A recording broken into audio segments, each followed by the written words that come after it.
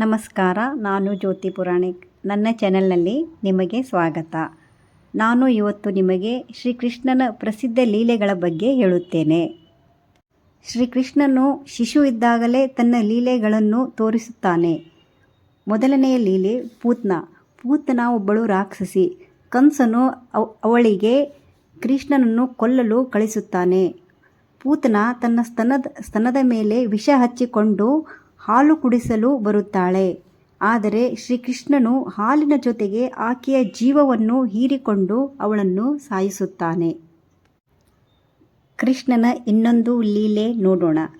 ಶ್ರೀಕೃಷ್ಣನು ಒಂದು ಸಲ ಮಣ್ಣನ್ನು ತಿನ್ನುತ್ತಾನೆ. ಯಶೋದಾಳನ್ನು ನೋಡಿ ಬಾಯಿ ಮುಚ್ಚುತ್ತಾನೆ. ಯಶೋದ ಬಂದು ಅವಳ ಬಾಯಿಯನ್ನು ತೆರೆಯುತ್ತಾಳೆ. ಯಶೋದಾಗೆ ಕೃಷ್ಣನ ಬಾಯಲ್ಲಿ ಸಂಪೂರ್ಣ ಬ್ರಹ್ಮಾಂಡದ ರೂಪವನ್ನು ಕಾಣಿಸುತ್ತದೆ. ಇದನ್ನು ನೋಡಿ ಅಚ್ಚರಿಗೊಳ್ಳುತ್ತಾಳೆ. ಇನ್ನ ಒಂದು ಲೀಲೆ. ಯಮುನಾ ನದಿಯಲ್ಲಿ ಕಾಲಿಯ ಸರ್ಪವು ಅದರ ವಿಷದ ಭಯದಿಂದ ಎಲ್ಲರನ್ನೂ ಹೆದರುತ್ತಿದ್ದರು.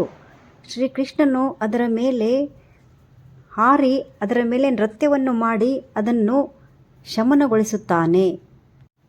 ಗೋವರ್ಧನ ಗಿರಿ ಉದ್ಧಾರ. ಇಂದ್ರನು ಗೋಕುಲದ ಮೇಲೆ ಮಳೆ, ಗಾಳಿ, ಗುಡುಗು ಸುರಿಸಿದಾಗ ಶ್ರೀಕೃಷ್ಣನು ತನ್ನ ಚಿಕ್ಕ ಬೆರಳಿನಿಂದ ಗೋವರ್ಧನ ಪರ್ವತವನ್ನು ಎತ್ತಿ ಎಲ್ಲರನ್ನೂ ರಕ್ಷಿಸುತ್ತಾನೆ. ಗೋಪಿಕಾರೊಂದಿಗೆ ರಾಸಲೀಲೆ. ಇದು ಕೃಷ್ಣನ ಯೌವನ ಹಂತ ಎಂದು ಹೇಳಬಹುದು.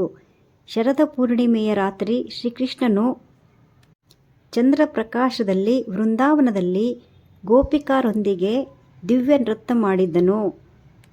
ಶ್ರೀಕೃಷ್ಣನು ಎಲ್ಲ ಗೋಪಿಕಾರೊಂದಿಗೆ ಎಲ್ಲರ ಜೊತೆ ತನ್ನ ರೂಪವನ್ನು ಅನೇಕ ರೂಪವನ್ನಾಗಿ ಮಾಡಿ ಎಲ್ಲ ಗೋಪಿಕಾ ಜೊತೆ ನೃತ್ಯವನ್ನು ಮಾಡುತ್ತಾನೆ. ಕೊನೆಗೆ ಒಂದು ದಿನ ಮಥುರಾಕ್ಕೆ ತೆರಳಿ ಕ್ರೂರ ರಾಜ ಕಂಸನನ್ನು ಸಂಹರಿಸಿ ತನ್ನ ತಾಯಿ ತಂದೆಯರನ್ನು ಬಂಧನದಿಂದ ಮುಕ್ತಗೊಳಿಸುತ್ತಾನೆ. ಅಲ್ಲಿ ಒಂದು ಧರ್ಮಸ್ಥಾಪನೆ ಮಾಡುತ್ತಾನೆ. ಇದು ಶ್ರೀಕೃಷ್ಣನ ಲೀಲೆಗಳು ಎಂದು ಹೇಳಬಹುದು. ನಿಮಗೆ ನನ್ನ ಚಾನೆಲ್ ಇಷ್ಟವಾದರೆ ಲೈಕ್, ಶೇರ್, ಸಬ್ಸ್ಕ್ರೈಬ್ ಮಾಡಿ. ಧನ್ಯವಾದ.